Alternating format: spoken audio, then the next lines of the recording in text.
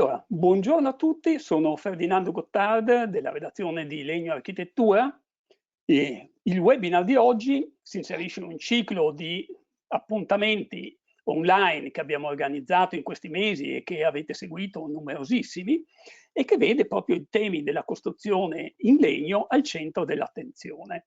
Legno Architettura, come sapete, e se non la conoscete vi illustro cos'è, è una rivista, un trimestrale specificatamente dedicato proprio al tema della costruzione in legno. Come ovviamente il nome rende chiaro, che si occupa sia degli aspetti ovviamente architettonici, ma si concentra anche su quelli che sono le questioni tecniche, di tecnologia e di applicazione. Infatti, chi conosce la rivista sa che sulle pagine che illustriamo sempre anche i dettagli costruttivi e le soluzioni. I sistemi costruttivi in legno, come sapete, hanno visto in questi anni, oltre che una crescita in numero di applicazioni, anche una crescita dimensionale, in altezza degli edifici, in grandezza, e soprattutto anche un grande fervore, diciamo pure, dal punto di vista dell'innovazione delle soluzioni costruttive, ma anche delle soluzioni dei singoli particolari. L'appuntamento di oggi è appunto pone l'attenzione su quello che è un aspetto fondamentale della costruzione in legno, che è quello dell'attacco a terra. Ci concentriamo in particolare sul nodo fondazione parete, perché grazie a STP e Francesco Tondini, che è un tecnico di STP, che è un'azienda che si occupa della costruzione in legno, oggi abbiamo l'occasione di affrontare in questo webinar proprio le questioni che riguardano il nodo fondazione parete con una soluzione innovativa messa a punto proprio da STP.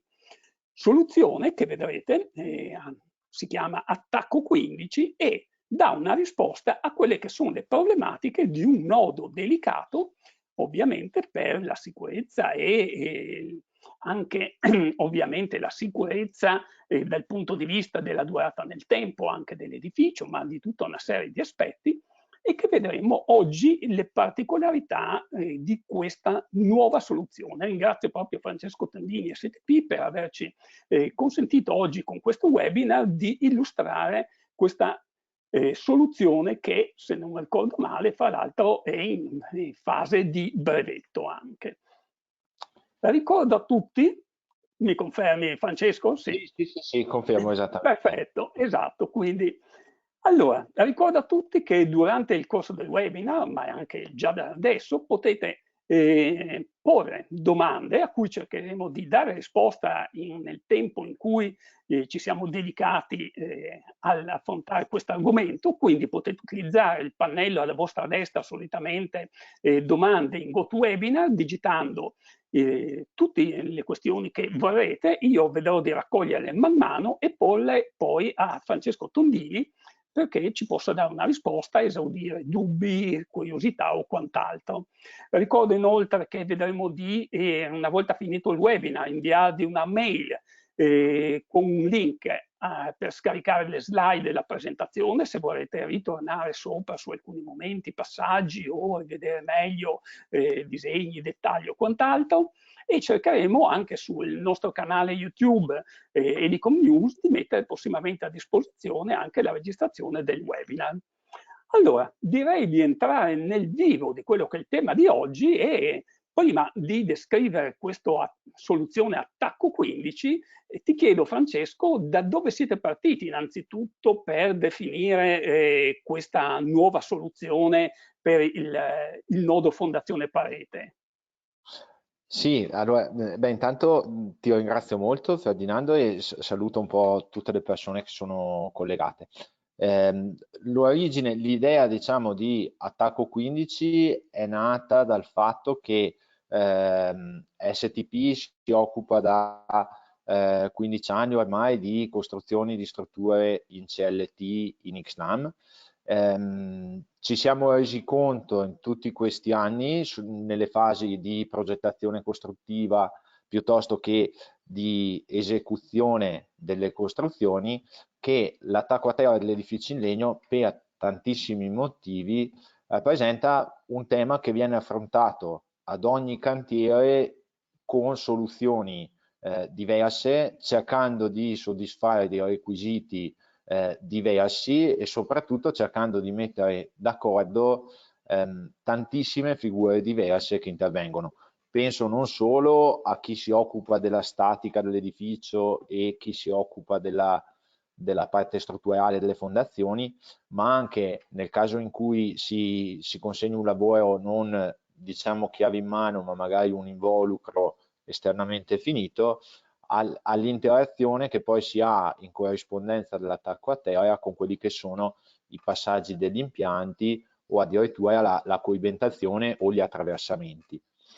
Da Quindi stai questa dicendo è un nodo, una soluzione che è poco standardizzata, diciamo, di è volta un in nodo, volta.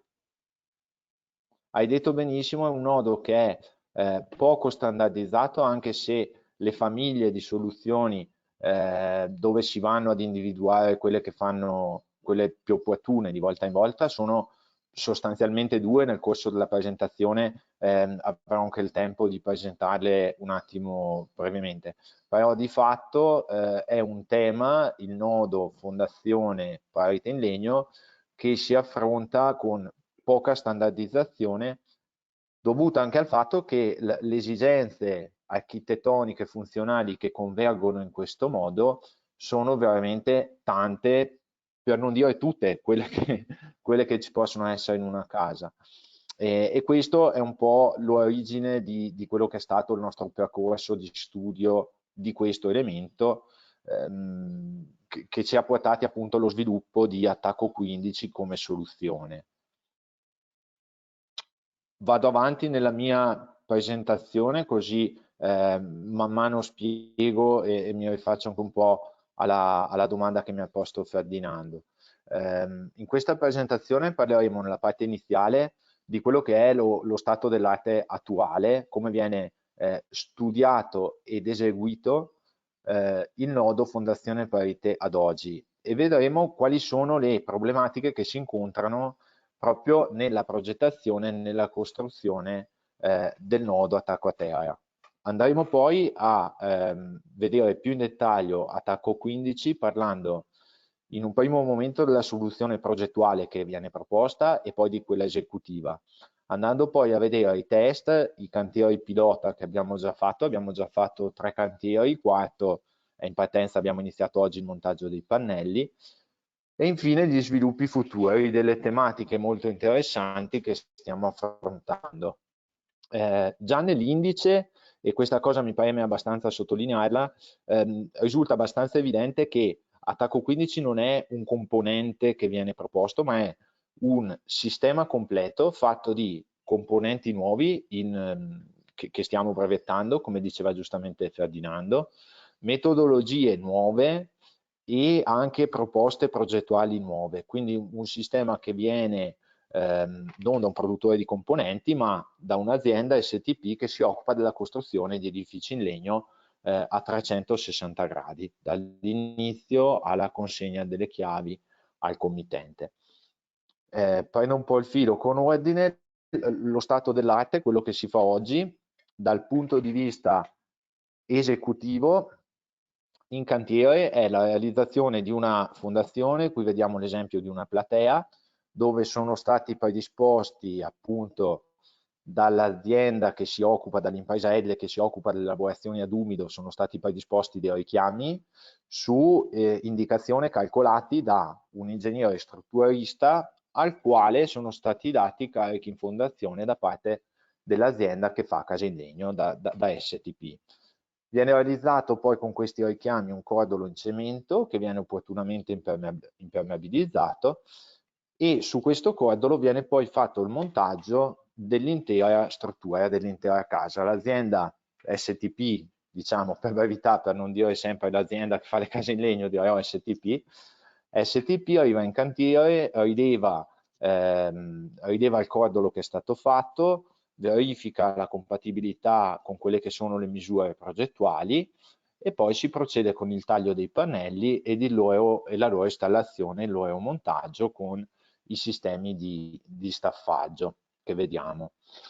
Sostanzialmente il nodo di cui parliamo è il piano di appoggio del pannello parete in XLAM al nodo fondazione. Per me un aspetto molto, molto interessante che va sottolineato è che su questo piano si incontra il cemento col legno, quindi un materiale umido con un materiale che prevede delle lavorazioni e una costruzione a secco.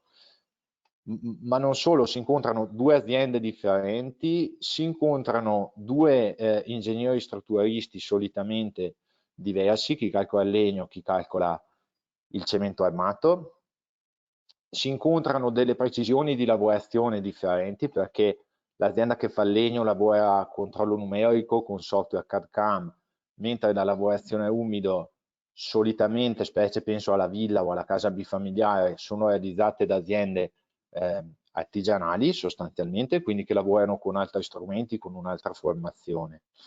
Ma questo piano non è soltanto un piano di incontro, ma anche un piano che viene attraversato da tantissime altre cose. Sul lato freddo dell'edificio non c'è solo il cordolo e il pannello in XLAM, ma c'è il materiale isolante, c'è un cappotto con la sua zoccolatura tra l'altro, quindi già con delle discontinuità di materiale abbastanza importante.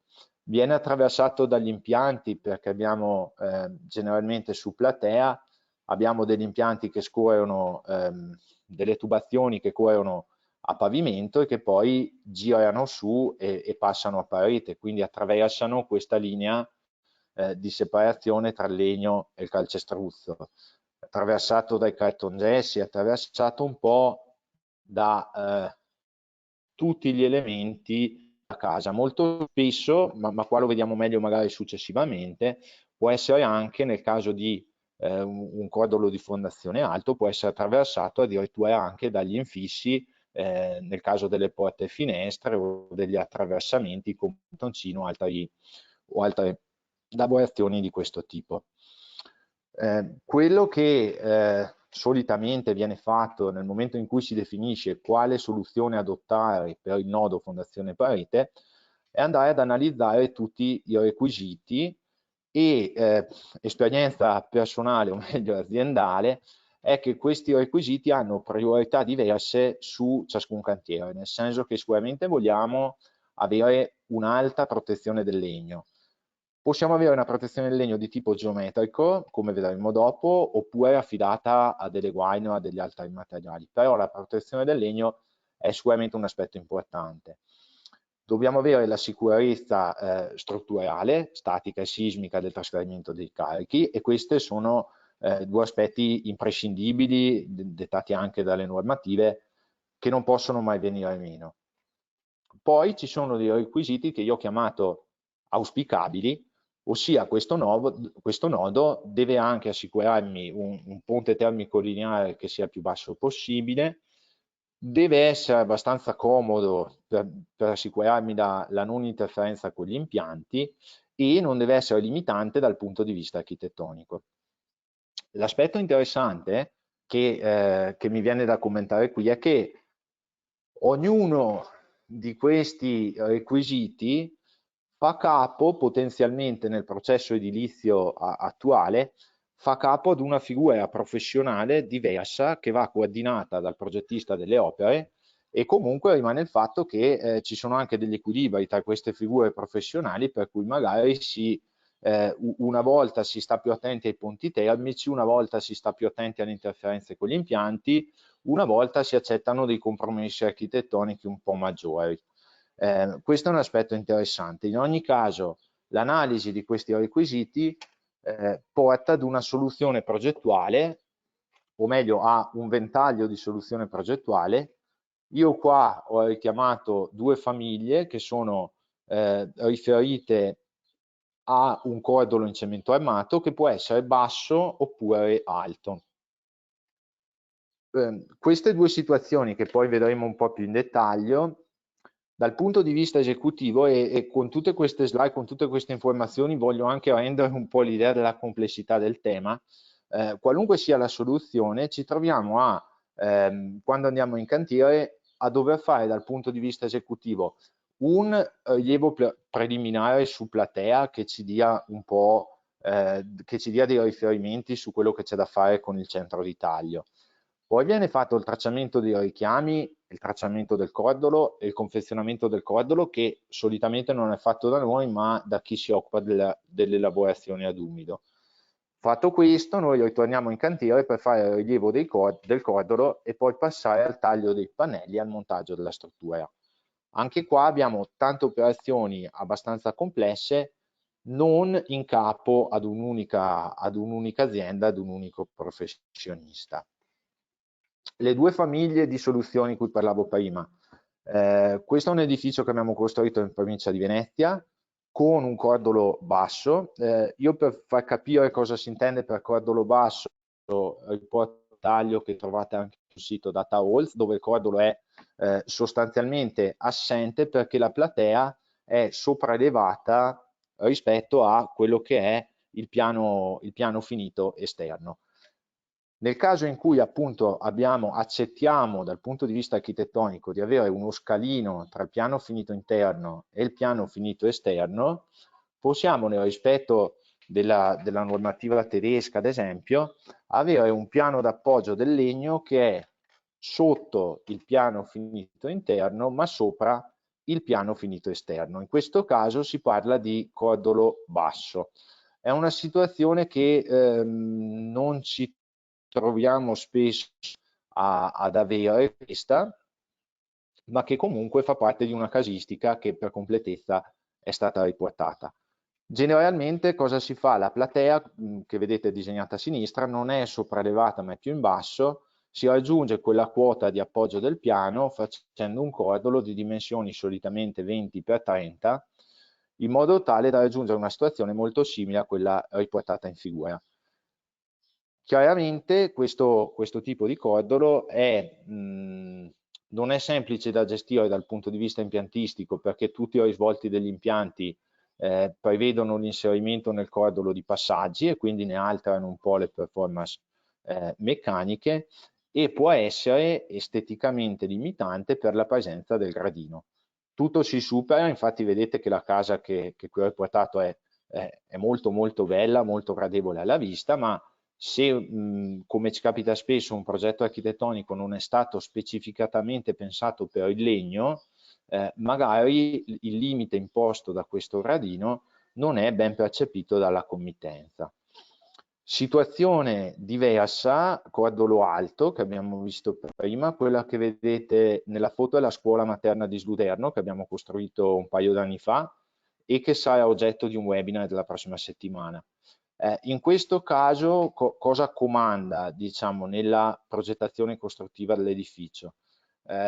Questa architettura per essere resa in pieno, visto che al piano terra abbiamo delle ampie vetrate senza telaio a filo in basso, necessitano della stessa quota tra il piano finito interno ed il piano finito esterno. Quindi cosa si fa? Si realizza un cordolo alto che esce appunto dal piano finito.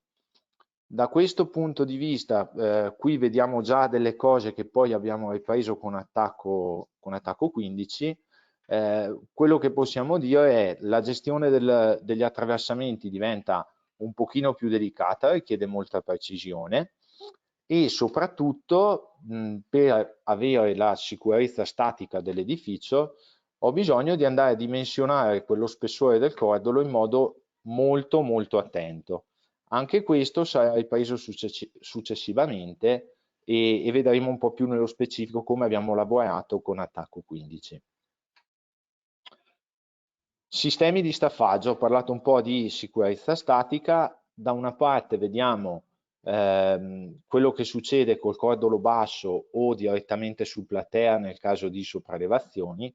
Abbiamo delle staffe angolari con dei tasselli che sono infissi verticalmente e la chiodatura è a lato legno. Nel caso invece del cordolo in calcestruzzo alto abbiamo delle staffe planari con sempre la chiodatura a lato legno e l'infissione di tasselli in orizzontale all'interno del cordolo. Chiaramente la soluzione col cordolo alto richiede per le lavorazioni a umido una precisione molto maggiore rispetto al cordolo basso. Questa diciamo è la situazione ideale quando tutto va esattamente per il verso giusto, sia in sede di progettazione che in sede di cantiere. Poi ci sono tante cose che possono scostarsi da quella che è l'aspettativa e da quelle che sono le condizioni nominali. In un caso vediamo nell'immagine a sinistra come l'inserimento del tassello sia difficoltoso perché il posizionamento della staffa a trazione prevedeva la foratura in corrispondenza della gabbia d'armatura della soletta e chiaramente i ferri d'armatura causano qualche problemino nell'infissione del tassello.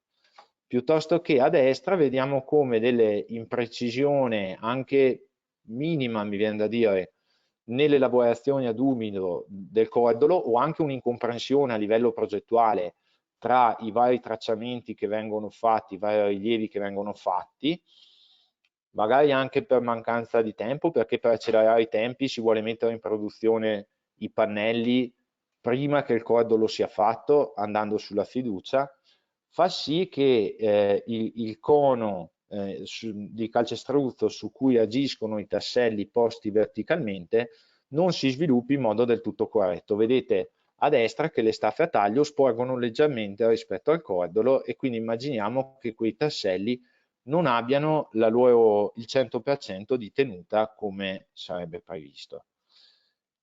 In sostanza, da questa breve carrellata, se ci sono domande o se ci sono No, no, cose su cui possiamo, mi sono credo sfuggite, che sia stato invito a... chiaro le questioni, diciamo, di quelle che sono alcune delle realtà di realizzazione dei coduli, quindi direi che siamo tutti più curiosi di andare a vedere poi le andare avanti. novità. Ok, diciamo comunque in sintesi abbiamo individuato per appunto proprio la nostra esperienza di STP due problematiche che vanno affrontate. Una è progettuale, cioè si va a formulare ad ogni cantiere una nuova soluzione. Questo è potenzialmente un qualcosa di molto creativo, ma è qualcosa di non del tutto affidabile, nel senso che una volta ogni 100 o ogni 1000 può essere che non si arrivi a una soluzione completamente performante.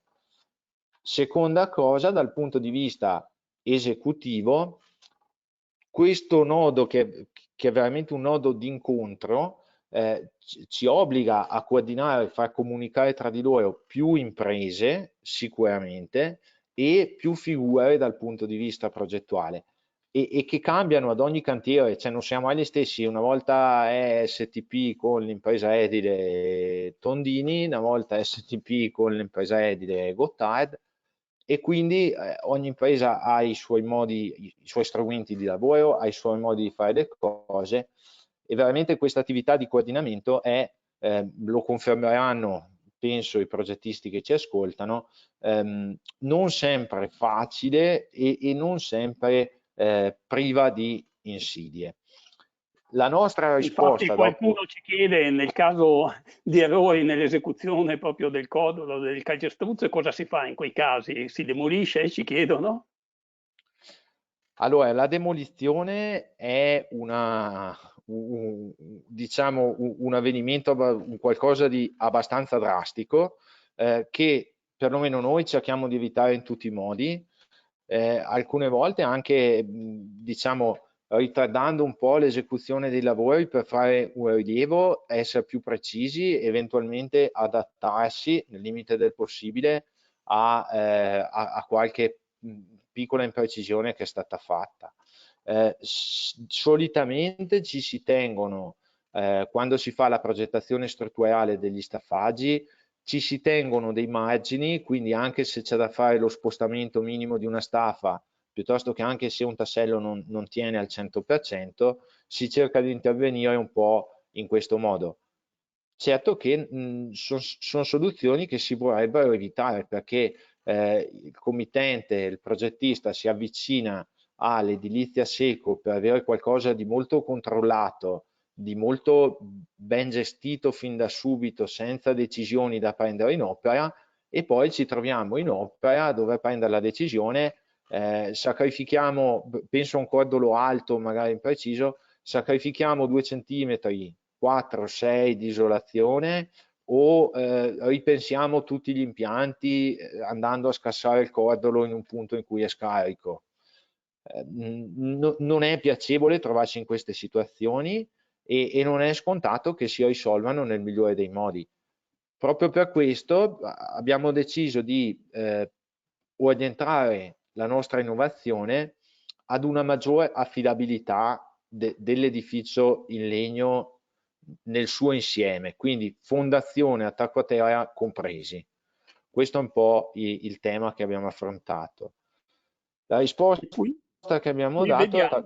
Prego. Vedevamo un po' anche nella slide precedente anche che si intuisce che qui c'è un'integrazione fra quello che è il cordolo di fondazione e le staffe per il collegamento delle pareti in legno, sostanzialmente anche questo. Esatto, qui diciamo, secondo me hai colto con questa affermazione un aspetto fondamentale, cioè l'integrazione, l'assenza di tasselli che caratterizza Attacco 15, l'integrazione delle staffe di ancoraggio con l'armatura del cordolo ha, come vedremo dopo, tanti vantaggi dal punto di vista tecnico e prestazionale. Secondo me il vantaggio più grande è che se prima dove voi vedete l'interfaccia fra il cemento e il legno avevo un piano veramente pieno di insidie, perché due imprese, lavorazione umido, lavorazione a secco, sistemi di staffaggio, precisioni, tolleranze di lavorazione diverse, adesso STP ha spostato in basso di mezzo metro questa linea, arrivando a dire ok, noi facciamo l'edificio in legno, ma è giusto, siccome vi diamo un edificio altamente performante e ad esempio anche oggi parlavamo prima tra di noi, no, Ferdinando, degli edifici NZEB, adesso ad oggi si va a fare un Blauer test sull'edificio quando i punti dove c'è più possibilità che ci siano dei passaggi d'aria, quindi una non perfetta tenuta, sono appunto quelli. Quindi ci siamo detti no, arriviamo, prendiamoci a carico, acquisiamo le competenze anche per fare la lavorazione a umido prevista da questo cordolo, affrontiamola come affrontiamo la costruzione dell'edificio in legno, con gli stessi strumenti di misura, con la stessa formazione del personale e con le stesse logiche a livello di metodologia di costruzione, in modo tale che dall'estradosso della platea in su sia tutto da un lato sotto la nostra responsabilità, ma dall'altro anche sotto il nostro controllo e sotto la nostra supervisione. Quindi questo è una garanzia che è molto bello poterla proporre dei progettisti, cioè dirgli guarda, all'estradosso della platea ti dico dove mettere i richiami, da lì in poi la sigillatura del nodo, la precisione del nodo, i punti di contatto cemento-legno, è a carico dell'impresa che si occupa delle lavorazioni. Questo secondo me è molto positivo. Fermo restando che non vogliamo diventare dei tuttologi, nel senso che STP oggi è altamente specializzata sull'edificio in Ixlam, siamo una quindicina di ingegneri, sostanzialmente una quindicina di carpentieri, quindi il lavoro in ufficio è ben equilibrato dal lavoro in cantiere e siamo tutti altamente specializzati sugli edifici in Ixlam perché facciamo solo quello.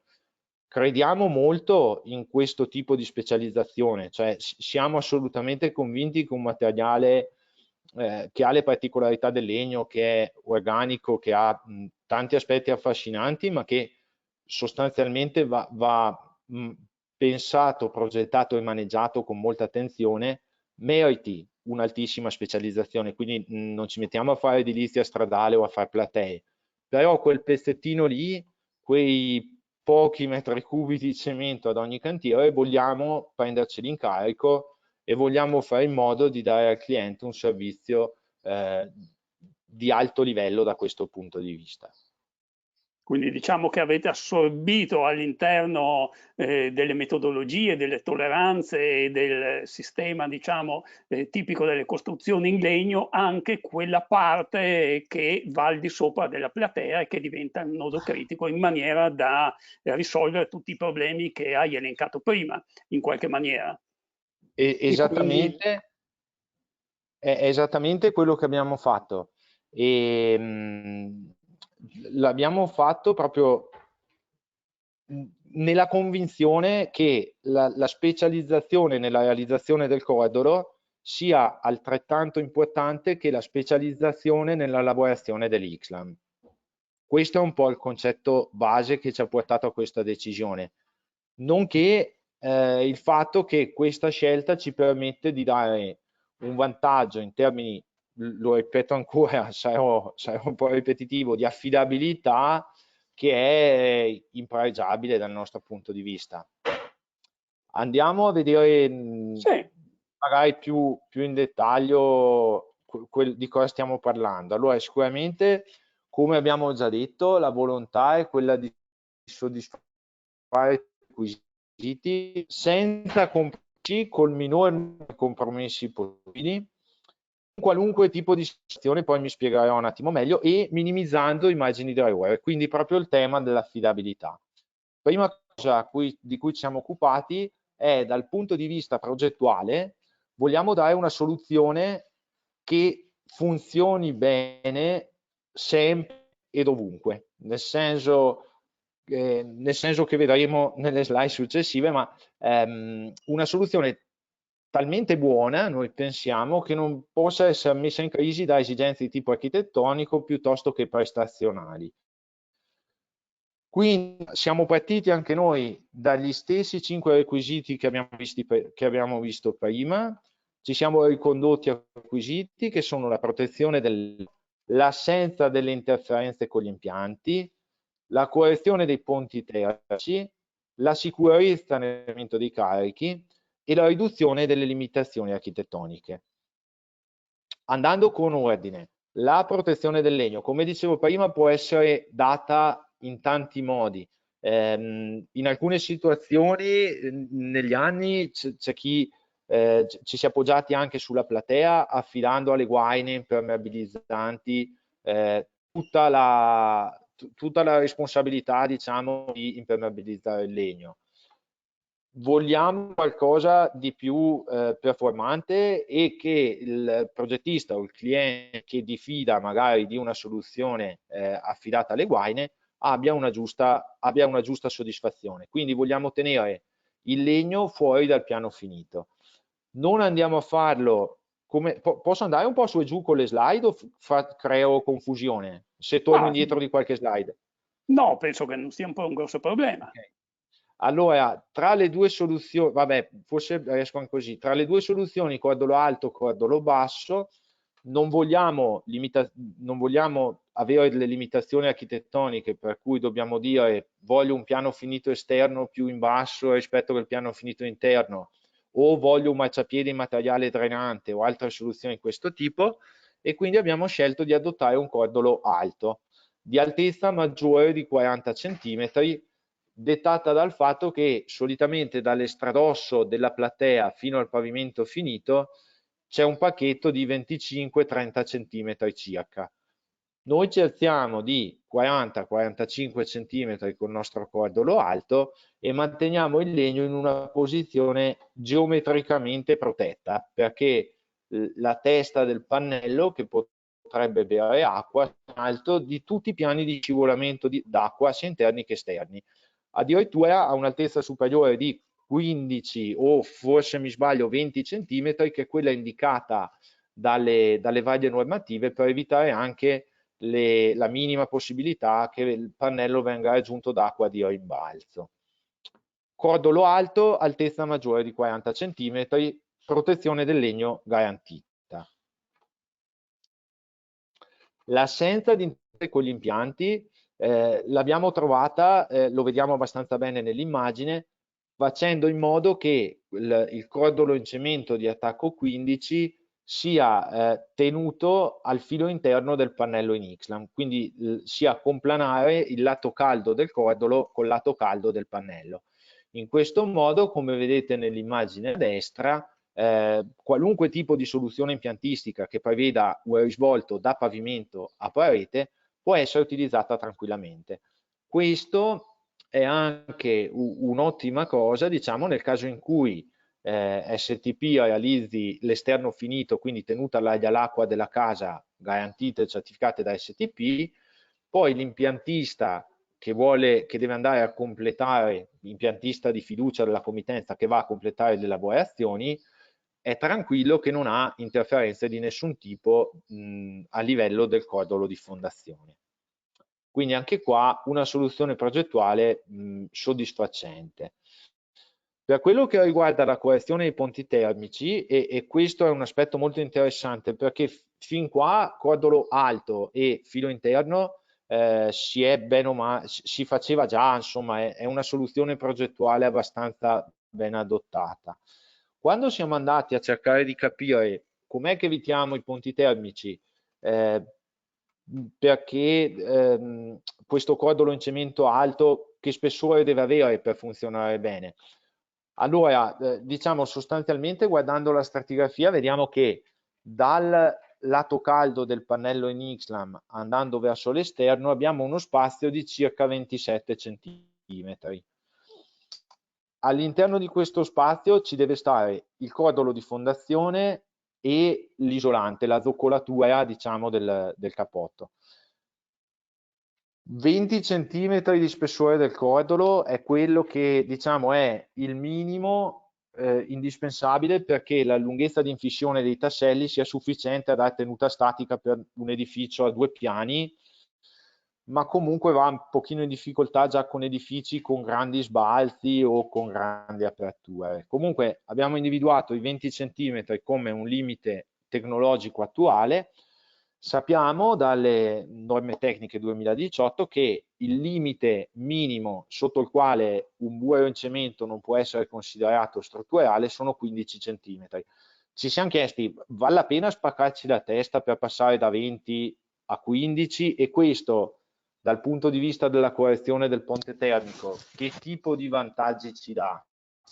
Abbiamo fatto delle simulazioni, qui nella prima parte diciamo vediamo come va il flusso monodimensionale al variare dello spessore della parete. Abbiamo una trasmittanza che se per la stratigrafia tipica dell'X la mezza è 16 watt metro quadro Kelvin, passa con un cordolo di 20 cm a 0,34 watt metro quadro Kelvin.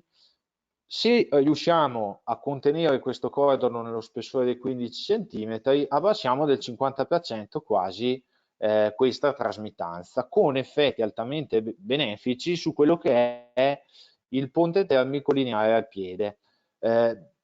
Ovviamente un aneddoto, quando preparavo la presentazione il mio collega, l'ingegner Marco Maines, che è il nostro responsabile ricerca e sviluppo, io avevo messo assenza di ponti termici.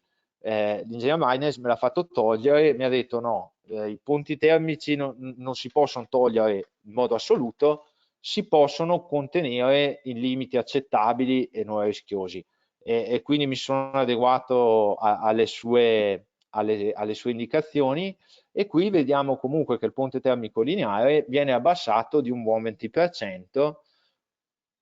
Quindi ci siamo detti sostanzialmente sì, vale la pena che ci spacchiamo la testa per capire come possiamo fare un cordolo da 15 anziché da 20. E questo è un po' il riassunto di tutto quanto con uno spessore di 15. Adesso guardando un attimo, io qua ho riportato tutte e due le soluzioni, no, di staffaggio, sicuramente quella che interessa a noi è quella a sinistra. Vedete che la tenuta statica di tutta la costruzione è affidata a dei tasselli che vengono infissi in orizzontale. Chiaramente se vado a diminuire la lunghezza di infissione di questi tasselli da 20 a 15, penalizzo la sicurezza strutturale dell'edificio. Da un lato si può dire basta mettere più staffe e va benissimo, basta che ci sia il posto dove mettere le staffe, perché generalmente il piano terra di un edificio, di una villa, ha delle finestrature, delle porte finestre molto ampie, quindi non è che possiamo distribuire chissà quante staffe. Ci siamo chiesti, diciamo, quindi siamo arrivati a un punto abbastanza complesso in questo momento della nostra scelta di attacco 15 perché non abbiamo trovato, diciamo, sul mercato, sulle soluzioni tradizionali, nessun prodotto che potesse soddisfarci. Comunque non ci siamo persi d'animo e abbiamo sviluppato questa tipologia di staffe che vedete nell'immagine a sinistra. Sono delle staffe, poi lo vedremo anche meglio nell'analisi metodologica di cos'è attacco 15, sono delle staffe che vanno annegate all'interno del getto del cordolo, non hanno quindi bisogno di tasselli, anzi la staffa a trazione, quella più alta, ha anche dei pioli per aumentarne la resistenza, mentre la staffa a taglio ha delle lavorazioni che ne aumentano anche lì la resistenza a taglio. Comunque delle staffe che vengono annegate all'interno del getto. In questo modo riusciamo ad avere sicurezza statica, capacità portante a livello strutturale, anche con un cordolo sottile da 15 cm. Ovviamente questo non è che lo dico io, non è che ce ne siamo convinti, abbiamo insieme al Centro di Ricerca Ivalsa di San Michele all'Adige, abbiamo fatto delle campagne di test, qui vedete come abbiamo fatto l'armatura con i richiami che vedete nella seconda immagine e come abbiamo fatto poi il getto completo della staffa. Questo setup, diciamo, questi campioni sono stati testati sia a taglio che a trazione. Vado direttamente sulla staffa a taglio che magari, ecco, qua si vede un pochino meglio tutto il setup di prova. Che sappia io è l'unico sistema di staffaggio testato nel suo insieme cemento, connessione cemento-acciaio, acciaio, connessione acciaio-legno, legno. Quindi anche qua abbiamo cercato di aumentare un pochino l'affidabilità. Cosa è uscito da questi test? È uscita un'elevatissima resistenza, a trazione parliamo di 150 kN, quindi circa 3 volte di più che un sistema con tasselli di uguali dimensioni. Soprattutto abbiamo riscontrato una rigidezza molto elevata. Avere potenzialmente un'elevata rigidezza da sfruttare su edifici più alti e da modulare secondo le esigenze su edifici più bassi è sicuramente qualcosa di interessante, anche perché gli edifici multipiano, quindi che necessitano di altissime rigidezze di connessione a terra, sono poi oggetto di studio, come vedremo a fine presentazione, di un progetto di ricerca che abbiamo con l'Università di Bologna. Quindi a trazione molto bene, a taglio anche qua abbiamo trovato circa 90 kN di resistenza su ogni singola staffa, anche qua un valore decisamente più elevato rispetto a soluzioni simili che si hanno con l'utilizzo di tasselli, e anche qua un'elevata rigidezza, quindi un comportamento che nell'ottica di salire di piani, nell'ottica di chiedere prestazioni strutturali elevate, funziona molto bene. Faccio un pochino il riassunto perché magari fra i test e le simulazioni ci siamo un pochino persi.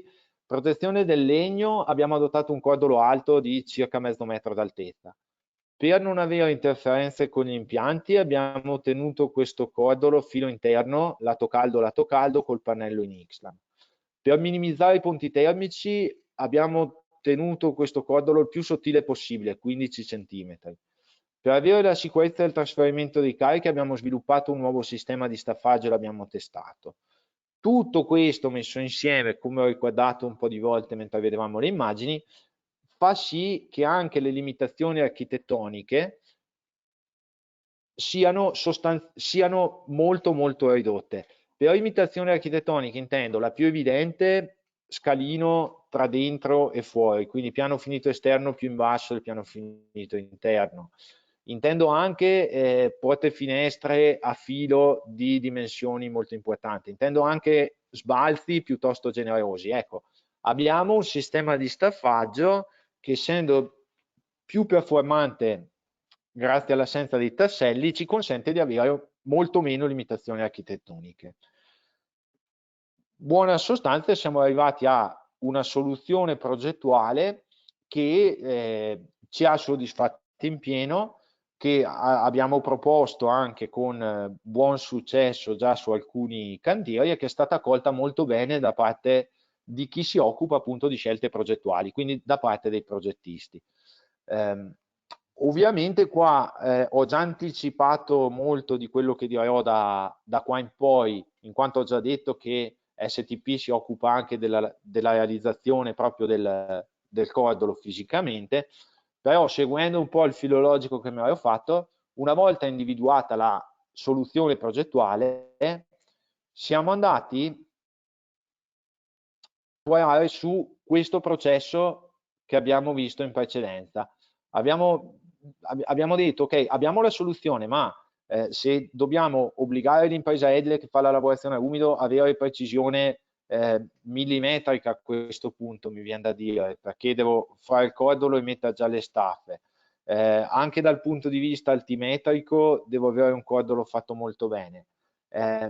Stiamo forse chiedendo troppo, o meglio, stiamo forse chiedendo qualcosa che non è scontato che tutte le imprese edili con cui lavoriamo siano in grado di fare con la precisione che viene richiesta.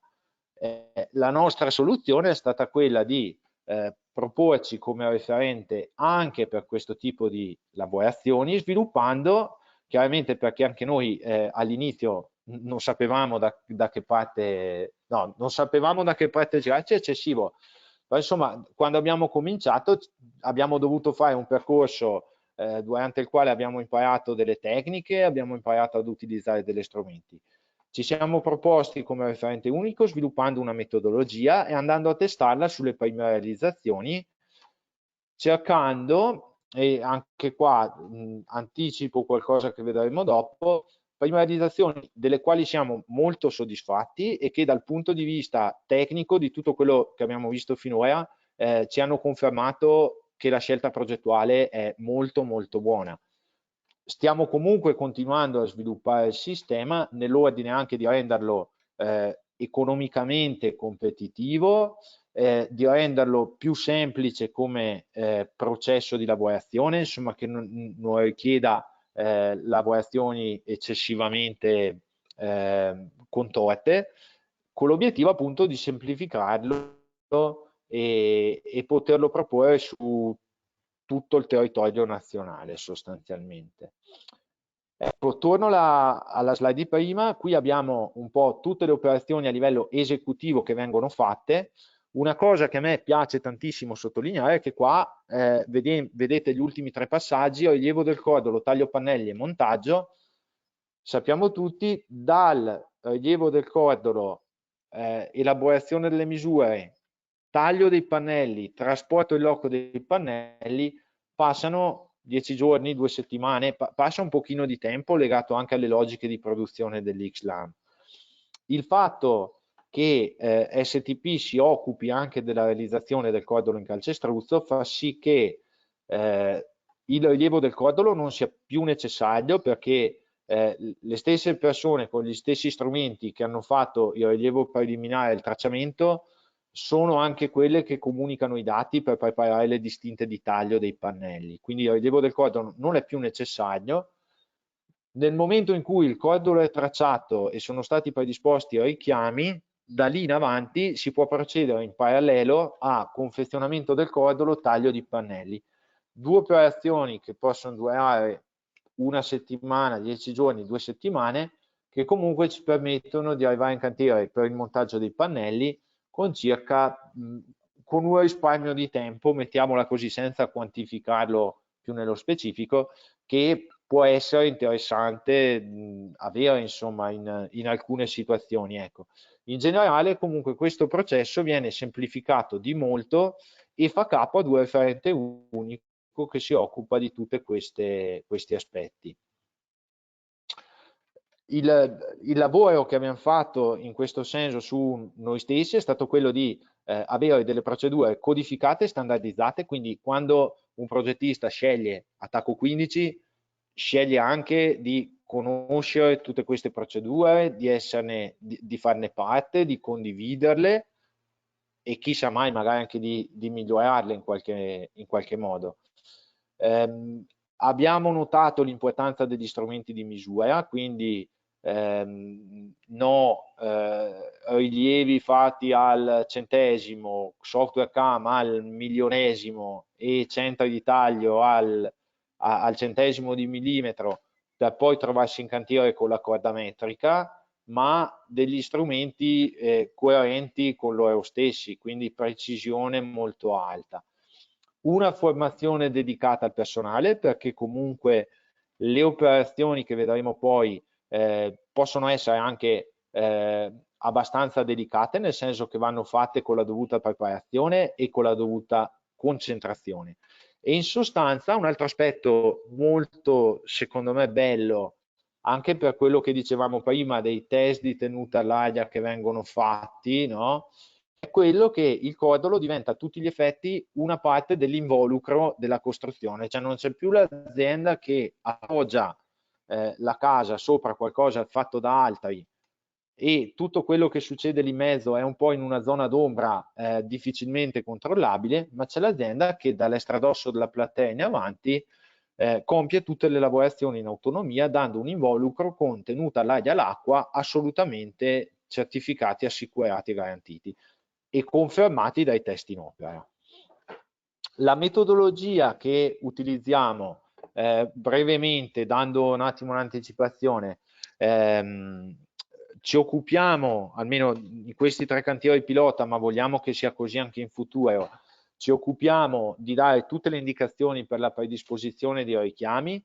Nei cantieri pilota abbiamo fatto noi stessi il tracciamento dei richiami, così che l'impresa Edle che fa le lavorazioni a umido sappia esattamente dove lasciare i richiami per poi attaccarci col cordolo. Da lì passiamo alla casseratura lato caldo, anche qua sulla tipologia di casseri e su come sono utilizzati c'è dell'innovazione che sta procedendo. I casseri hanno integrate le staffe che vengono così inserite direttamente all'interno dei richiami, le staffe a trazione stiamo parlando. Dopo aver fatto la casseratura e messo le staffe a trazione, viene messa la gabbia d'armatura con le staffe a taglio, poi viene chiuso il cassero verso l'esterno e viene fatto il getto vero e proprio del cordolo in cemento.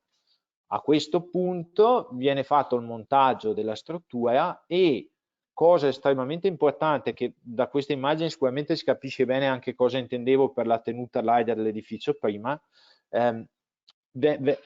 vengono gestiti tutti gli attraversamenti, che siano passaggio impianti tra dentro e fuori, piuttosto che delle porte e finestre che chiaramente passano dal legno al cemento, impostazione di tutti gli attraversamenti e loro sigillatura. Questo è tutto, diciamo, il processo al quale poi seguono evidentemente le lavorazioni di coibentazione sul cappotto, le lavorazioni impiantistiche, i pacchetti sul pavimento e i rivestimenti interni che siano di argilla, cartongesso, fibrogesso, insomma in vari materiali. Questa è, diciamo, tutta la metodologia. Che avete applicato quindi anche in quei casi studi in cui avete testato il sistema sostanzialmente. Esatto, questa è la metodologia che abbiamo applicato. Questi sono i 3 casi studio, una bifamiliare, o meglio 2 case affiancate più una terza casa. Su queste case abbiamo sviluppato e testato l'intero sistema. Parliamo di 2 case chiave in mano, quindi dove avevamo noi la gestione completa fino alle finiture interne dell'intero edificio e quindi eravamo coinvolti anche nella progettazione impiantistica in tutti questi aspetti che ci hanno permesso appunto di approfondire tutto il tema. Una terza casa, quella centrale, in cui abbiamo dato l'involucro certificato tenuta all'aria all'acqua e anche lì abbiamo avuto un ottimo riscontro perché gli impiantisti e tutte le aziende che di fiducia della committenza che poi hanno completato la struttura sono trovate molto bene. Cosa volevo dire? Mi era venuto in mente qualcosa di molto interessante da dire, ma adesso mi sfugge purtroppo, chiedo scusa. Vabbè. Ah no, ecco, sì, scusate, il discorso dell'edificio con tenuta all'aria e all'acqua garantiti è molto interessante e negli anni, proprio nell'ottica di dare alla committenza un servizio affidabile, STP ha sempre lavorato molto anche su questo aspetto, nel senso che, per dire banalmente, il pannello che noi utilizziamo è un pannello con le tavole incollate anche sui fianchi e che quindi è certificato già dal 3 strati 10 cm, è già certificato per la tenuta all'aria dell'edificio. Questo significa che possiamo dare un esterno finito con un blower door test fatto senza l'utilizzo di freni vapore sul lato caldo dell'edificio. Questo perché? Perché dare un edificio che ha una tenuta all'aria fantastica, affidata ad un telo che poi quando arriva l'impiantista di fiducia del committente magari non ha grande dimestichezza con gli edifici in legno e lo buca con una vite o lo taglia col tagliarino, ne va dell'affidabilità della soluzione che proponiamo. Quindi noi siamo partiti anni fa con l'adozione di questo tipo di pannello che è estremamente performante e molto adatto a questo scopo. Stiamo andando avanti con Attacco 15 in modo tale da dare veramente il massimo delle garanzie possibili in questo momento. Ti fermo un attimo case... perché ci arriva una domanda proprio sull'argomento, visto che hai parlato di garanzia, ma che tipo di garanzia ci chiedono date per la tenuta all'aria e all'acqua? E soprattutto Allora, anche per la tenuta, se date anche dei valori o... ci sono dei valori, ho in testa un 0,5 volumi ora di tenuta all'aria, che penso sia dal protocollo NZEB, questo 0,5, ma non sono un esperto in materia, quindi se dico qualcosa di inesatto, correggetemi. Allora, la garanzia che dà il costruttore è quella classica dei 10 anni. Noi ci capita molto spesso nel caso di una certificazione H piuttosto che una certificazione Casa Clima, chiaramente o una parte del compenso da dare all'azienda viene subordinato al raggiungimento di una determinata performance con il blower door test, o l'azienda si impegna a rifare delle lavorazioni se necessario nel caso in cui il blower door test non venga superato. Chiaramente questa è una garanzia che si può dare nel momento in cui si fa quantomeno l'involucro esternamente finito della casa. Questo è quello che non so se ho risposto in modo esaustivo alla domanda. Chiaramente chi vuole delle garanzie aggiuntive è sempre possibile darle. Secondo me il modo più bello di darle è facendo una certificazione volontaria. Noi per dire siamo partner qualificato ARCA, che è ARCA è un ente di certificazione che si occupa, che ha stilato un protocollo, un regolamento tecnico, si occupa di fare audit progettuali e audit in cantiere e di fare delle misure di prestazioni che vanno dal protocollo per la durabilità dell'edificio, la resistenza al fuoco, la salubrità degli ambienti interni, quindi si misurano le VOC negli ambienti interni e tutte queste cose legate alla salubrità. Si possono avere queste diciamo garanzie di qualità nella lavorazione, ma fissando col progettista l'aspettativa a livello di classe energetica o di protocollo casa passiva, casa clima o insomma quello che si ritiene opportuno, l'azienda si impegna a raggiungere le prestazioni che vengono indicate.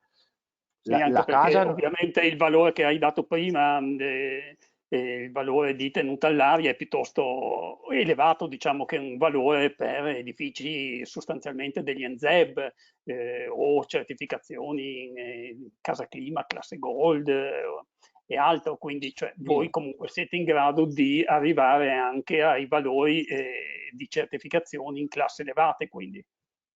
Sì, allora noi diciamo quello che secondo me è la risposta più completa e giusta a questa domanda che mi sento di dare io è noi cerchiamo di lavorare con uno standard alto, cioè non è che megavilla piuttosto che sulla sopraelevazione ci siano delle grandi variazioni, ma anche perché una volta che si acquisisce una metodologia ben studiata, ben collaudata, non dico che è semplice, però è sicuramente meno difficile raggiungere degli standard elevati, perciò anche a livello di tenuta all'aria cerchiamo, a prescindere dalla certificazione, di fare le cose per bene, ecco, sostanzialmente.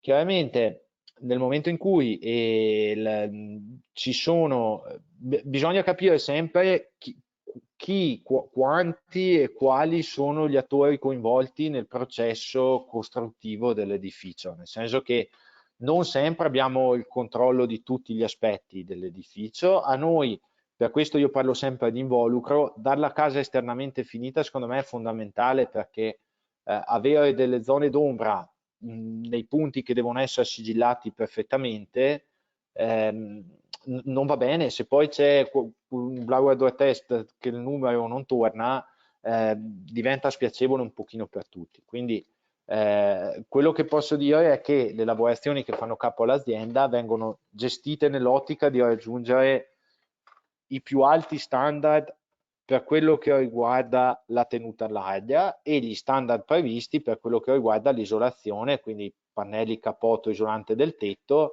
Lì ci sono tante zone climatiche, ci sono tante logiche anche di costruzione, per cui ci sono le indicazioni date dai progettisti, ecco. Certo. Allora, vediamo magari, so che hai alcuni esempi anche, cioè alcune immagini della fase di cantiere, così forse riusciamo a dare anche risposta ad alcuni dubbi e domande che vengono dai partecipanti di oggi. Ok, allora qui vediamo delle foto del primissimo cantiere che abbiamo fatto. Qua nell'immagine in alto a sinistra vedete l'armatura della platea, eravamo su Interrato, l'azienda è in Val di, quindi molto spesso la Val di Nola è famosa per le mele, Melinda, molto spesso si hanno degli interrati abbastanza grandi per deposito macchine agricole, eccetera, e la casa più piccola sopra. Quindi qui siamo su interrato, vedete il getto della soletta, io la chiamo soletta di fondazione, in realtà è una soletta in tapiano, con i richiami. Siamo andati poi, come vedete nell'immagine centrale, a realizzare i casseri d'armatura con, in questo caso, sono dei casseri a perdere in EPS, all'interno dei quali c'è tutta l'armatura con le staffe annegate già in posizione. Su quella si è fatto il getto e poi, come vedete dalle altre due immagini, si è andato a fare il montaggio dei pannelli. Nello sviluppo, diciamo, del sistema, non tanto per motivi prestazionali, ma più per un discorso funzionale nostro, il sistema di casseratura è stato modificato sempre nell'ottica di andare incontro a tutte le esigenze possibili e immaginabili, cioè ci sono delle situazioni in cui il cassa a perdere in EPS non avrebbe dato risultati migliori, quindi adesso abbiamo dei casseri che non sono più a perdere, non sono più in EPS e ci permettono di essere più flessibili e anche un po' più precisi quando si va in cantiere.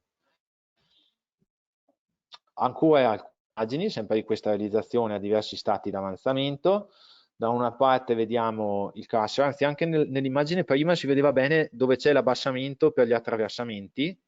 Vedete nell'immagine in basso a sinistra che il cordolo, visto che c'è tutto un angolo vetrato in questa casa, si abbassa, va quasi a scomparire perché lì c'è il sottosoglia che viene fatto per i serramenti. Qui vedete qualche altro dettaglio, vedete i passaggi degli impianti nell'immagine in basso a destra, vedete che avvengono all'interno della controparete. Ci chiedono conferma, scusa Sempre Francesco, anche in quella slide si vedeva, correttamente ci chiedono, ma le staffe sono annegate nel cordolo, mentre con il legno, cioè le pareti in legno vengono fissate poi con viti? vengono chiodate. Chiodate? Possono essere sia chiodate che fissate con viti. noi diciamo l'utilizzo dipende più da questioni logistiche che tecnologiche, la prestazione è la stessa. Le staffe sono chiodate lato legno con dei chiodi ad aderenza migliorata. E il dubbio che hanno alcuni è il rischio che le staffe affogate nel getto possano in qualche maniera costituire un ponte termico o essere una via di trasmissione di umidità. È una possibilità che o l'avete tenuto in considerazione e risolto? Allora, va considerato, l'abbiamo tenuto in considerazione nel senso che sappiamo che qualunque materiale, insomma, anche l'acciaio stesso dell'armatura, no? Può anche avere degli effetti in questo senso. Allora, va considerato che sul lato freddo dell'edificio viene poi fatta una guaina impermeabilizzante bituminosa, viene poi fatto un cappotto appunto da 16 cm di solito di più, quindi c'è tutta coibentazione. Poi effettivamente il ponte termico c'è, conduce di più che il cemento, ma è un ponte termico necessario, mi viene da dire, per garantire la sicurezza strutturale dell'intero edificio. Il tassello stesso può essere visto come un ponte termico, a qualcosa dobbiamo attaccarle anche le case, insomma, no. Certo. No, non voglio essere polemico, ci mancherebbe. No, Capisco, ma è bene la difficoltà che avevamo percepito e per cui ci siamo impegnati tanto a trovare una soluzione, proprio che la sensibilità delle persone e dei progettisti anche è molto diversa da caso a caso, no? Perché c'è la persona magari che si preoccupa anche del ponte termico più piccolo, quasi, mi viene da dire, quasi difficilmente misurabile, e quello che invece se ne preoccupa molto meno, c'è quello molto attento all'aspetto architettonico, mentre c'è magari quello che lo è meno. E trovare una soluzione che soddisfi tutti al 110% è forse utopico e è bello pensare di arrivarci e lavorare per questo, non è ancora così. Soddisfare tutti al 90% secondo me sarebbe già un ottimo risultato. Però mi fanno piacere questo tipo di domande perché proprio la ricerca della maggiore precisione, della migliore prestazione che ci ha portati fin qua, e sarà proprio questo tipo di stimolo che ci porterà a fare ancora qualcosa in più, magari delle staffe in un materiale diverso dall'acciaio che conducono meno, dei sistemi di coibentazione sull'esterno che ci permettono una performance più alta. Quindi ben vengano queste osservazioni e, tutta onestà, rispondo che non credo, per l'esperienza che abbiamo sugli edifici in legno, che queste staffe con l'isolazione che c'è a livello del cordolo diano problemi di questo tipo. Ok, Questo infatti è. qualcuno ci chiedeva se non era previsto nessun tipo di isolamento, discontinuità tra la parte del calcestruzzo armato, del cordolo in calcestruzzo armato e il pannello XLAM. No, è prevista, c'è la classica guaina tagliamuro, che è quella che Sì, impedisce l'umidità di risalita, e in più tra il cordolo in cemento e la platea utilizziamo un prodotto, mi viene in mente, non so se è il nome commerciale di una marca o se è proprio il nome del prodotto, comunque sostanzialmente un nastro che con l'umidità del calcestruzzo appena gettato si espande e anche lì sigilla quella che potrebbe essere comunque un punto debole tra il cordolo e la platea. Poi sopra il cordolo, e forse ho anche una foto, cioè nella foto qua in basso a destra non si vede bene la presenza di questo elemento, qua a livello di render si vede meglio, quella che vedete nera tra il cordolo e il sì. legno è la guaina tagliamuro, quella che impedisce che il legno beva umidità di risalita. Mi dispiace che non ho riportato un'immagine, ma se qualcuno ha piacere la mando, D'accordo. l'aggiungo, ecco. E in questa slide anche che si vede ci chiedono, le staffe sono inserite nello spessore del legno, cioè o sono sporgenti rispetto al pannello? E allora, sono sporgenti del loro spessore, sì. Non ci sono lavorazioni di incasso da fare sul legno. La staffa va in appoggio, o meglio, il pannello si appoggia contro le staffe. L'opposto di quello che succedeva prima, che si metteva il pannello, ci si appoggiavano le staffe, qua mettiamo prima le staffe e ci andiamo contro col pannello. Benissimo. Allora, Io vado, beh, in sì, vai realtà avanti ho pure un po'. che raccogliamo poi ancora alcune domande che ci sono. Sì, poco e niente, ho qualche immagine, qui si vede appunto la complessità del nodo, secondo me qua siamo a livello di pronto piastrella sostanzialmente, quindi abbiamo isolato l'interrato, fatto l'alleggerito, messe i tappetini acustici, fatto il riscaldamento radiante al pavimento, fatto il massetto, manca solo la piastrella. Vedete che in corrispondenza degli attraversamenti c'è tanto, insomma c'è una quantità di elementi, impianti o di staffe per permettere l'apertura di queste dimensioni, c'è un bel po' di roba e ad esempio in questo caso Attacco 15 ci ha aiutato molto a tenere in ordine tutto quanto. Questa è vista interna, vista esterna di questo angolo. E un po' per riassumere, cosa vogliamo dare a voi progettisti con Attacco 15? Vogliamo dare affidabilità, quindi un processo codificato con un responsabile unico. Vogliamo dare libertà, quindi libertà di scegliere se nella casa che progettate deve esserci uno scalino, non deve esserci, deve esserci un marciapiede, non deve esserci, o volete dei serramenti più tradizionali, più moderni.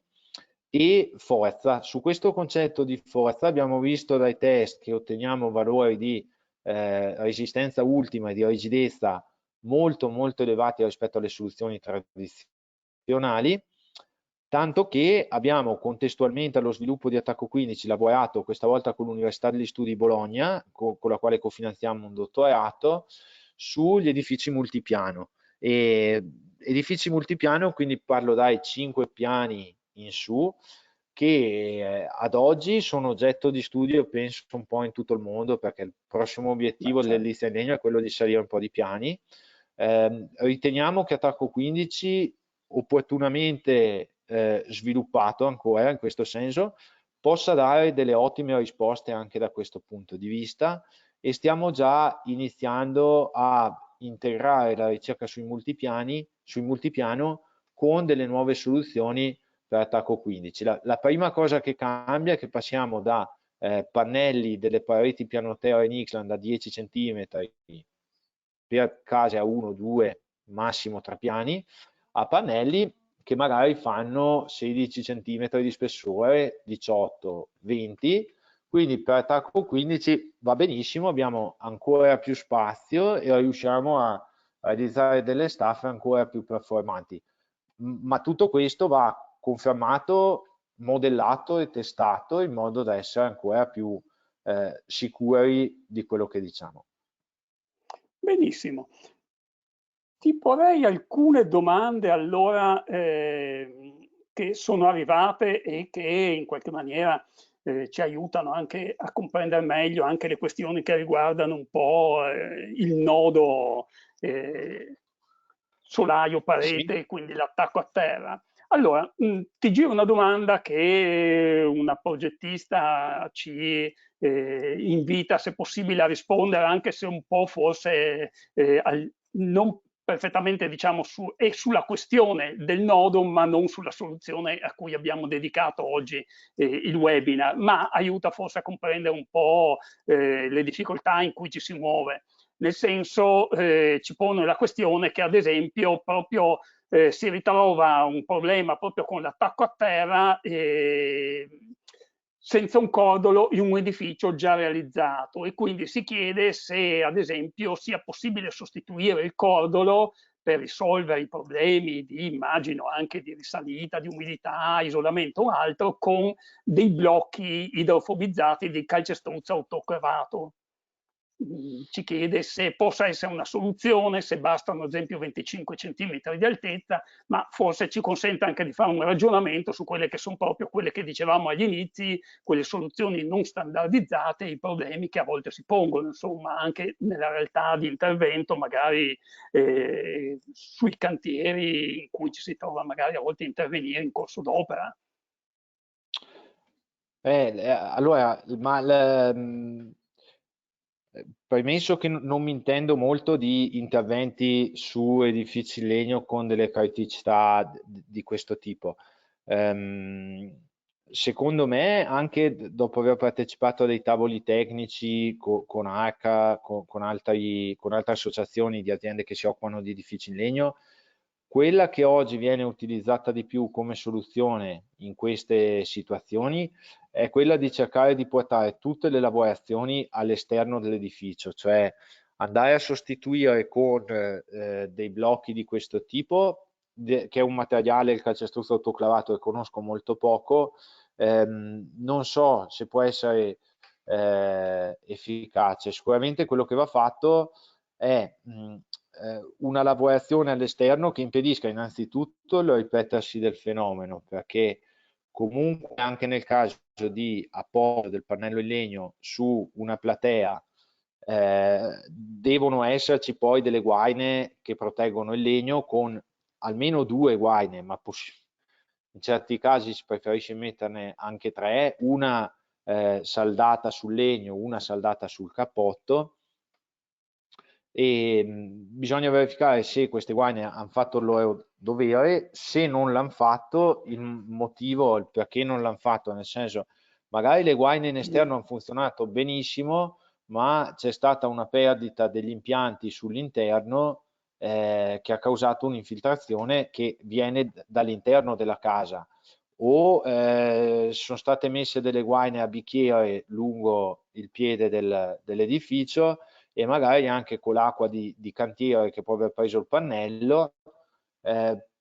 Sono costruzioni fatte molto velocemente. Se si mette delle guaine a bicchiere sulla testa in Xlam, può verificarsi che ci siano acquazzoni o quello che sia, non si aspetti il tempo di asciugatura per chiudere il cappotto, chiudere i pacchetti. Quest'acqua che rimane nel pannello con la forza di gravità arriva in fondo, non sfoga né all'interno né all'esterno e dà dei problemi. Perciò non per chiamarmi fuori dal tema, anzi, se ha piacere anche la collega di contattarmi, o insomma mi metto a Sì, invito disposizione, ma magari, se tu sei a disposizione magari su questioni, oggi abbiamo dedicato un tema, ovvio che non riusciamo, visti anche i tempi, a dare risposta a tutte le no, questioni anche puntuali, per cui se tu sei disponibile magari invito a sì, scriverti direttamente, magari documentando la soluzione, così da riuscire a dare un parere sì. o intervenire sulla questione o vedere.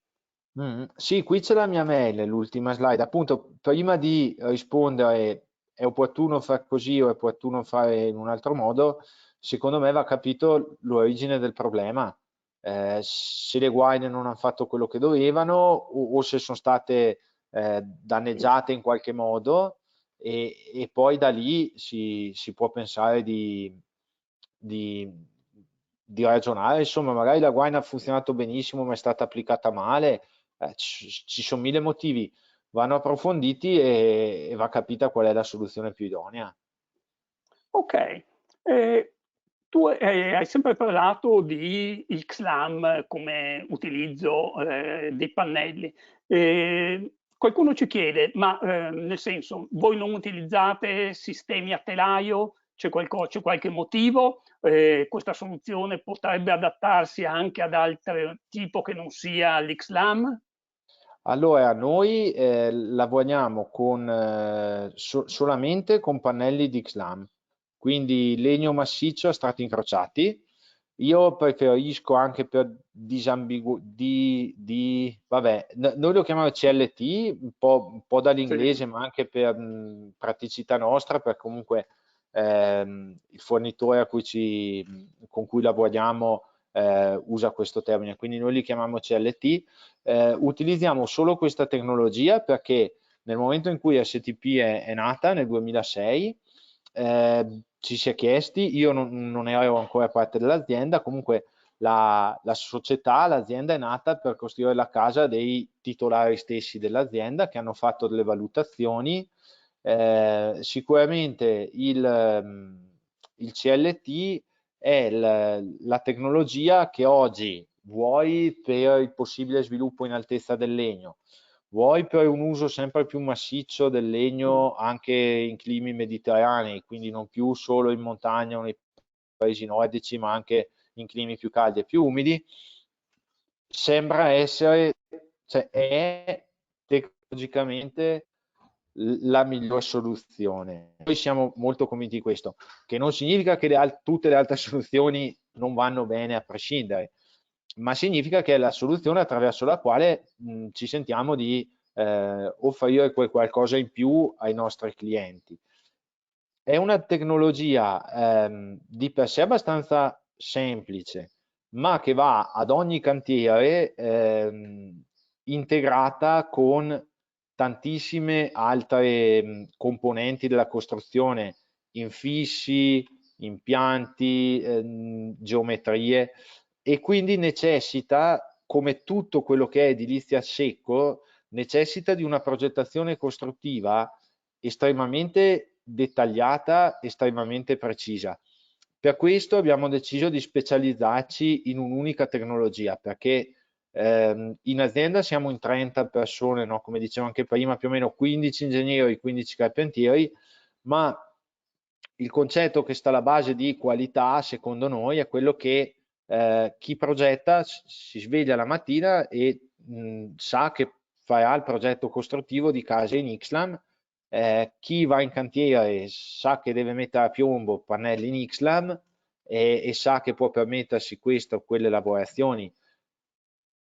Questo è un po' il concetto. Secondo noi la tecnologia merita elevatissima specializzazione per dare i risultati attesi, quindi tempi, costi certi, alta qualità e meno problemi possibili.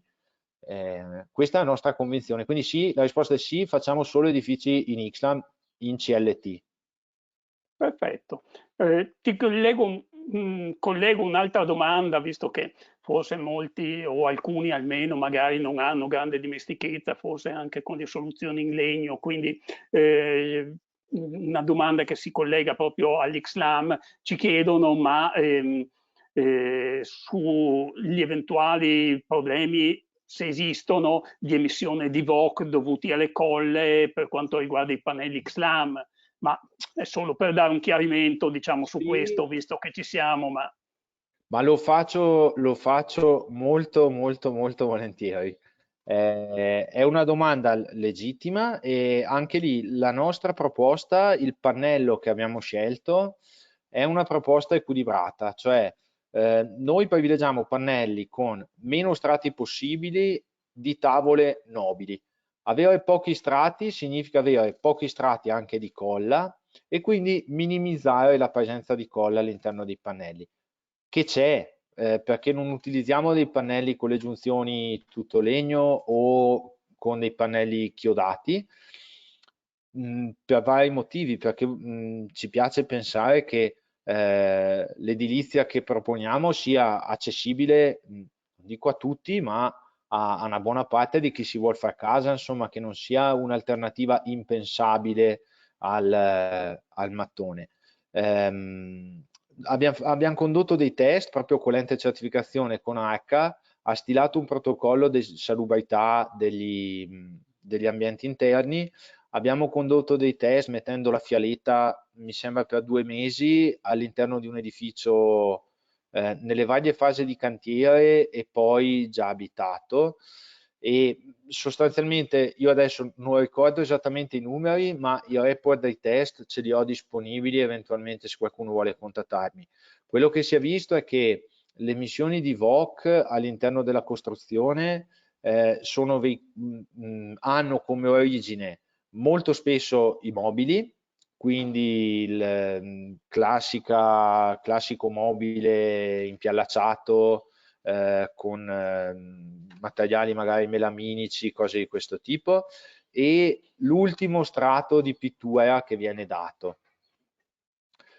Per capirci, se la casa senza mobili c'è un'emissione VOC a 20 ppm, dopo che c'erano dentro i mobili, non so se erano laccati, non so e non voglio spostare l'attenzione dei naturalisti su chi fa mobili, però veniva triplicato questo valore e più, no? Quindi mi viene da dire il passaggio da edilizia umido, che ha un'emissione di VOC molto elevata, all'edilizia secco, consente un abbattimento di emissioni di sostanze volatili molto molto alto. Questo possiamo, sì, tutte le cose, un beneficio marginale minimo comporta dei costi sia in termini economici che di vivibilità, mi viene da dire, della casa abbastanza elevati, nel senso che possiamo andare ad adottare delle soluzioni molto raffinate e l'abbiamo fatto anche personalmente quando parlo con i nostri clienti. Se possiamo mettere delle lastre d'argilla in una casa lo facciamo molto volentieri, o se possiamo isolare con il sughero, per dire, lo facciamo molto volentieri. Nel caso, per dire, dell'argilla, devi avere una committenza cosciente del fatto che non puoi dare un qualunque tipo di pittura su una lastra d'argilla, ma devi anche quando pitturi la cucina di casa, che lo fai ogni 2 anni, 3 anni, 5 anni, 7 anni, quello che è, devi essere cosciente della scelta che hai fatto nel momento della costruzione e muoverti di conseguenza, altrimenti a spendere dei soldi per un vantaggio che poi non gode. Certo. Questa è Torniamo un po' invece alla soluzione che riguarda invece il cordolo e l'attacco 15 che ci hai presentato. Ci chiedono l'utilizzo di un additivo per il calcestruzzo di tipo cristallizzante, tipo Penetron o altri, consentirebbe di eliminare o ridurre l'uso di guaine bituminose per evitare il problema di risalita dell'umidità e quindi i problemi al legno? Allora, teoricamente sì. Poi secondo me, se non ci sono altre, cioè noi tendenzialmente cerchiamo sempre di avere una certa ridondanza nella protezione, nel senso, penso anche la seconda casa che abbiamo fatto con attacco 15 abbiamo utilizzato l'additivo, però la guaina bituminosa l'abbiamo comunque messa perché è una strisciolina da 15 cm, viene messa quasi immediatamente prima di appoggiare il pannello e insomma mi viene da dire che è opportuno metterla, nel senso che ci sia un avvallamento con il ristagno d'acqua nel cordolo, ha piovuto la sera prima che si arriva in cantiere con i pannelli, qualunque cosa, secondo me è una sicurezza in più, che poi non sia strettissimamente necessaria, posso essere anche d'accordo. Però anche questi sono temi che stiamo affrontando. Adesso abbiamo il sistema e la metodologia. Alcuni componenti di questo sistema li abbiamo definiti molto bene, altri come il CAS o gli additivi sono oggetto attualmente dello studio che stiamo conducendo per dare qualcosa che vada ancora meglio. Quindi un'ulteriore ottimizzazione proprio della soluzione. Sì, E sicuramente sì. allora, qualcuno ci chiede anche rispetto ad altre soluzioni, diciamo così, industrializzate di cordoli e di attacchi, alcuni fanno riferimento ad esempio a soluzioni in acciaio o altro, che differenze ci sono con l'attacco 15? Allora, Quali secondo me la vantaggi ha? differenza, secondo me la differenza fondamentale è che attacco 15 non è un componente. Non stiamo parlando di una radice in alluminio, per cui comunque ho detto radice d'alluminio pensando a quelli che sono i prodotti che ci sono e che possono funzionare benissimo e che noi abbiamo utilizzato fino a poco tempo fa, quindi assolutamente. Diciamo che però lì ho sempre bisogno, non ho una scelta progettuale definita, ho bisogno di inserirmi all'interno, cioè ho bisogno di prendere questo componente e di metterlo all'interno della mia scelta progettuale. Quindi ci sarà chi lo mette sulla platea nuda, risolvendo parzialmente il problema perché solleva il legno ma non lo porta fuori dal piano finito, quindi benissimo se ho la perdita di impianti perché il legno è sollevato, ma posso avere delle altre complicazioni. Comunque posso avere questo componente usato in abbinamento, usato non so da un'azienda che la bituminosa che fa il piano di scivolamento di acqua la salda a fuoco e saldare a fuoco non è una passeggiata, quindi la differenza è che Attacco 15 è una soluzione completa, cioè noi arriviamo a dare una soluzione nella quale non è che ti diciamo questo è il componente, usalo, ponte termico, vedi tu quello che succede, i conti fateli, quello che tiene, è una, ma non perché siamo fenomeni, semplicemente perché siamo costruttori di case in legno e non siamo produttori di componenti, perché poi anche Attacco 15 è fatto di singole componenti, alcune le abbiamo sviluppate, altre le acquistiamo, quindi non voglio dire niente da questo punto di vista, però questa è una soluzione completa, dall'estradosso della platea in su ci pensiamo noi. E questa soluzione, visto che hai fatto riferimento proprio che voi siete un'azienda che realizza e costruisce, è una soluzione che, come ricordavamo, in fase di brevetto, oltre che di perfezionamento ulteriore del sistema, ma anche di brevetto, è una soluzione che utilizzerete solo nelle vostre realizzazioni o sarà messa a disposizione anche di altri? Allora, diciamo che non abbiamo fatto dei ragionamenti da questo punto di vista, nel senso che la soluzione è nata dalla voglia di portare innovazione nel mondo delle costruzioni in legno. L'abbiamo sviluppata coscienti che l'avremmo data, l'avremmo fatta un po' un nostro cavallo di battaglia di costruire. Dopo le prime realizzazioni abbiamo ottenuto diciamo, dei riscontri positivi a questo tipo di realizzazione. Non è, come ripeto, non è un componente che possiamo vendere diciamo a banco, ma è un sistema a 360 gradi fatto di metodologia, di strumenti di misura, di personale qualificato e anche di componenti. Sicuramente l'idea di fondo di STP è quella di condividere, se no non avremmo fatto questo webinar, è quella di condividere queste cose con gli addetti ai lavori e anche eventualmente se ci sono delle aziende che sono in grado di utilizzarlo, non abbiamo preclusioni per impostare dei discorsi, per appunto non per venderlo a chiunque, appunto perché non è un prodotto che si può vendere in questo modo. Certo, è una soluzione che è possibile adottare, insomma, anche in altri casi e su cui state ragionando, quindi. Sì, Benissimo, sì, sì.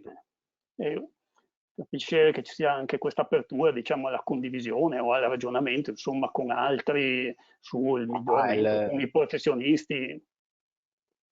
per noi è l'unico modo, è l'unica strada che porta al successo. Cioè, se riusciamo a fare edifici in legno 2 piani più alti di quello che riuscivamo l'anno scorso, sarà solo attraverso la condivisione, la collaborazione tra le aziende specializzate, con i professionisti, con gli addetti ai lavori. È l'unico modo, cioè da soli non si arriva chissà dove.